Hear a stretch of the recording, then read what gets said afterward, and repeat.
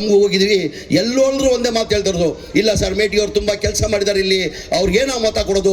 ಹೋದ ಸದ್ಯದಲ್ಲಿ ಕಡಿಮೆ ಅಂತರದಲ್ಲಿ ಅವ್ರು ಗೆದ್ದಿದ್ರು, ಈ ಬಾರಿ ಕನಿಷ್ಠ 30,000-35,000 ಅಂತರದಲ್ಲಿ ಗೆಲ್ತಾರಂತ ಎಲ್ಲರೂ ಜನ ಹೇಳ್ತಾರೆ. ದಯಮಾಡಿ ನಿಮ್ಮಲ್ಲಿ ಸರ್ಕಾರ ನಮ್ಮಿದೆ, ಹಕ್ಕು.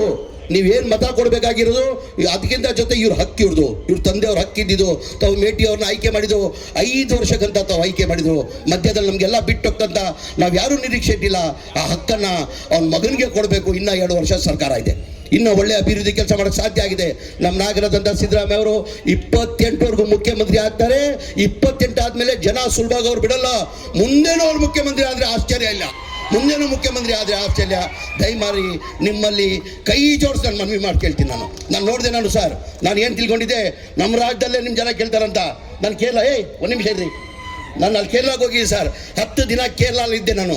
ಕೇರಳದಲ್ಲಿ ಎಲ್ಲೋಗಿ ಕೊಚ್ಚಿ ಎಲ್ಲೋದ್ರು ಸಿದ್ದರಾಮಯ್ಯ, ಕೊಚ್ಚಿದಲ್ಲಿ ಹೋಗಿ ಸಿದ್ದರಾಮಯ್ಯ, ಟ್ವೇಂಡ್ರಮ್ ಹೋಗಿ ಸಿದ್ದರಾಮಯ್ಯ, ಕಾಸರಗೋಡು ಹೋಗಿ ಸಿದ್ದರಾಮಯ್ಯ, ಎಲ್ಲೋದ್ರು ಸಿದ್ದರಾಮಯ್ಯ ಅಂತಾರೆ. ಇವತ್ತು ಮಾಧ್ಯಮ ಸ್ನೇಹಿತರು ಕೇಳಿದ್ರು, ಸರ್ ಏನು ಸರ್ ಕುಮಾರಸ್ವಾಮಿ ಅವ್ರು ಹಿಂಗಂತಾರಂದರೆ, ಇಲ್ಲ ಸರ್ ಅವ್ರು ಭಾಳ ಹೊಟ್ಟೆ ಕಿಚ್ಚು ಏನಾಗಿದೆ ಅವರಿಗೆ. ಒಂದು 2007ರಿಂದ 2008ವರೆಗೂ ಮುಖ್ಯಮಂತ್ರಿ ಇರುವಾಗ ಕುಮಾರಸ್ವಾಮಿ ಪಾಪ್ಯುಲಾರಿಟಿ ಸಿಕ್ಕಿದ್ದು ಸಹಜ, ಅದು ಸಿಕ್ಕಿತ್ತು ಅವ್ರಿಗೆ, ಇಲ್ಲ ಅಂತ ಇಲ್ಲ. ಯಾವ್ದಾನ ರಾಜಕಾರಣಿ ಇಲ್ಲಿ ಪಾಪ್ಯುಲಾರಿಟಿ ಸಿಗ್ತದೆ, ಬರ್ತಾ ಡೌನ್ ಆಗ್ತದೆ. ನಮ್ಮ ಸಿದ್ದರಾಮಯ್ಯ ಸಾಹೇಬ್ರು ಹೆಂಗೆ ಹೇಳಿದ್ರೆ ಬರ್ತಾ ಪಾಪ್ಯುಲಾರಿಟಿ ಜಾಸ್ತಿ ಆಗ್ತದೆ. ನಮ್ಮ ರಾಜ್ಯ ಇಲ್ಲ, ಇಡೀ ದೇಶದಲ್ಲಿ ಎಲ್ಲ ಮನೆ ಸಿದ್ದರಾಮಯ್ಯ ಅವರಿಗೆ ಕೇಳ್ತಾರೆ. ದಯಮಾಡಿ ಇದು ಸಿದ್ದರಾಮಯ್ಯ ಮರ್ಯಾದೆ ಪ್ರಶ್ನೆ, ಇದು ಸಿದ್ದರಾಮಯ್ಯ ಅವ್ರ ಮರ್ಯಾದೆ ಪ್ರಶ್ನೆ.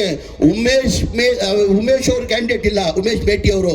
ನೀವೇನು ತಿಳ್ಕೊಳ್ಬೇಕು, ನಮ್ಮ ನಾಯಕರಾದಂಥ ಮುಖ್ಯಮಂತ್ರಿಗಳಾದಂಥ ಸಿದ್ದರಾಮಯ್ಯನೇ ಕ್ಯಾಂಡಿಡೇಟ್ ಅಂತ ತಿಳ್ಕೊಂಡು ತಾವು ಹೆಚ್ಚಿನ ಮತದಲ್ಲಿ ಅವ್ರು ಗೆಲ್ಸ್ಕೊಂಡು ಬರ್ಬೇಕಂತ ಕೈ ಜೋಡಿಸಿ ನನ್ನ ಮಾತನ್ನು ಕೇಳಿ ನನ್ನ ಮಾತು ಮುಗಿಸ್ತೀನಿ.